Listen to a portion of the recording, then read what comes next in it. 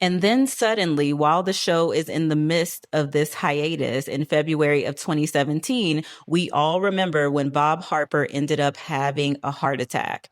And boy, oh boy, did this cause so much conversation, and particularly conversation around whether or not weight was even an indicator of health, whether or not exercise was, whether or not you exercise was even an indicator of health. And so it really started to push back on all those things that the show was built on, which was, lose weight or you're going to end up being unhealthy, and work out really excessively and a lot because you have a lot of weight to lose. And that's the only way that you're going to lose it. So then to see the trainer who had been helping them to do all of this excessive working out now end up having a health condition where he's being rushed to the hospital, it really kind of changes the dynamic of the show, I think. And it changes, of course, it forces the messaging to be changed, where we stop focusing so much on weight loss, which I have said for years and years and years. And I really wish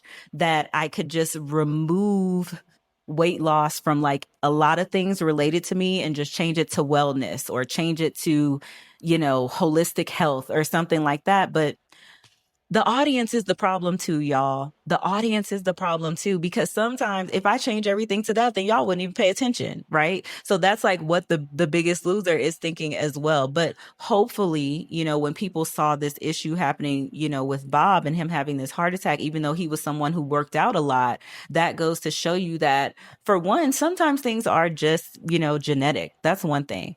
Two, working out is not necessarily the solution, and working out in excess does not make it, better. The more you work out is not the better. The harder you work out is not the better. You know what I mean? And that does not save you from potentially having issues with your heart. And then it also brings into play what we have all known and said and thought about the show, which is there is not enough being touched on regarding diet. Bob said himself in the docuseries that he had to go back and completely change his diet. Which brings me to another point that I have been wanting to talk about. And that is the fact that we have got to stop believing that just because somebody is an athlete, that they're healthy. That is not true, y'all. The Olympics just happened, right? You got two separate issues going on, right? Anytime you got something athletic going on, like, people are going to start picking on people who have issues with their weight.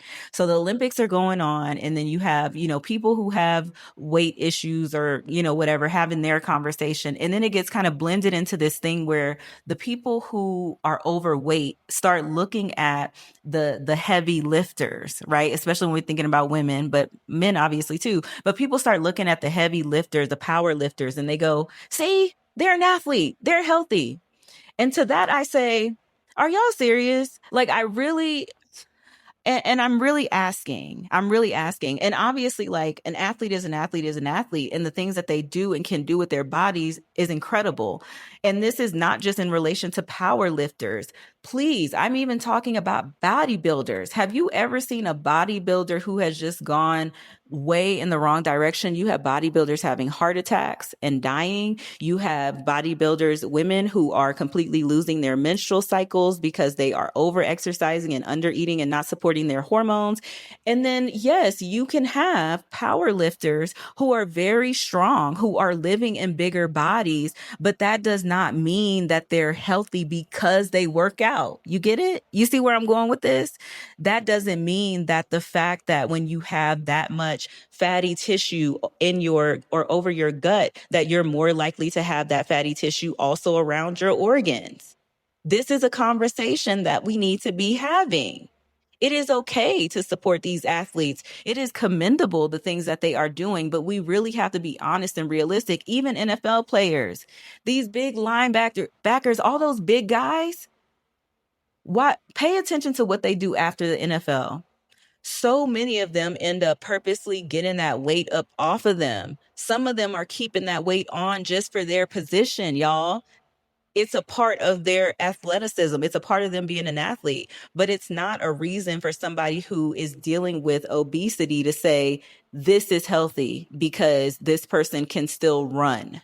Now, here was the tea and the sad part about the situation with Bob. It was all sad, but I was so sad to hear that Jillian did not even reach out after he ended up having that heart attack. So I guess him and Jillian just don't talk anymore.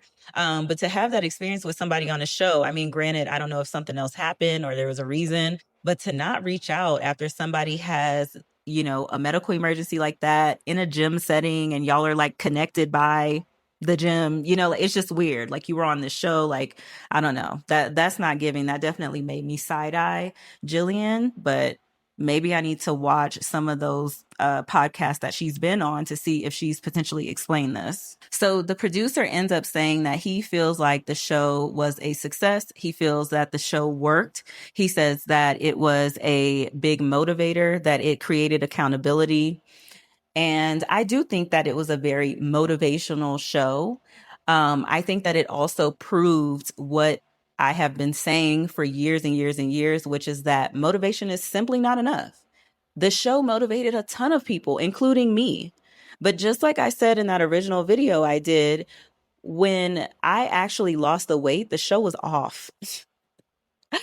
I had to lose the weight so far away from that show. I couldn't even be in that mindset. I had to be in a different mindset because I was like, you know what? I've spent however many seasons trying to lose weight with this show every January. I was so sick of it, sick of myself, sick of everything. I started on a random day in September. I was like, forget this. However long it takes, I'm going to do it. So did the show work in the sense of being a motivator? And yeah, I guess, it motivated a lot of people to probably start something. It definitely was a motivator for me in the sense of like, seeing myself in the stories, seeing people be able to do it, seeing the body transformations was cool because it was just like, wow, like look how your body could potentially, look. Now, even though Jillian was not a part of the documentary, they did include a clip of her when they started to talk about Ozempic again, because Dr. Kuv was saying that if a show was created now, then it would probably just be people injecting themselves with Ozempic. And Jillian said that they inserted a clip of Jillian talking about Ozempic where she was talking about all the different side effects and that people were just going to end up gaining the weight back. And I think that's like the only time we really saw Jillian in this entire series, other than seeing old clips of her from when she was previously on the show. Then we start getting updates about the cast or contestants that we have seen on the docuseries in terms of whether or not they are on Ozempic. And this was so interesting. So Danny is refusing to get on it. And one of the things that he cited was actually Jillian's opinion on Ozempic as a reason of why he didn't want to get on it. So Danny is someone who still seems to be following the advice of Jillian, and I guess doesn't hold anything against her regarding the show. Now, Suzanne was the one who was like, I don't have nothing good to say about the show. Suzanne is on Ozempic and she says that it has changed her life. And Joelle is also on Ozempic. Both of them, I think I've mentioned this in the original 2 episodes, but both of them, I would say, are not Joelle never had like an ending, weight, and she really struggled. So she didn't lose too much weight to begin with.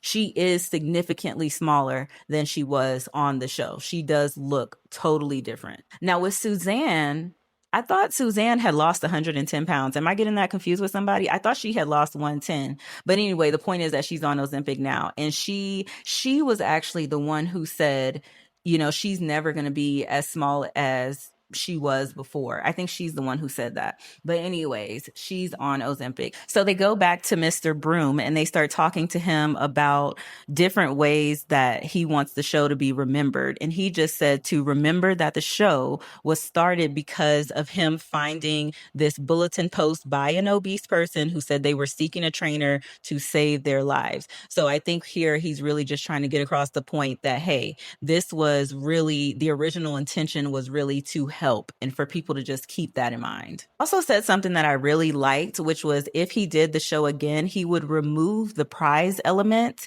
And I do think that would prevent us from having situations like what happened with Rachel. And I think it would really change the dynamic of the show for the better if they were to do it in that way. And so I thought that was a really great idea. Remove the money element. If you want to lose the weight, you're just here. Your every week, your goal is to do things that are going to keep you getting this, support and this access to this ranch or whatever, and going through this process. But at the end, there's not going to be this big financial prize for it. And I actually thought that was a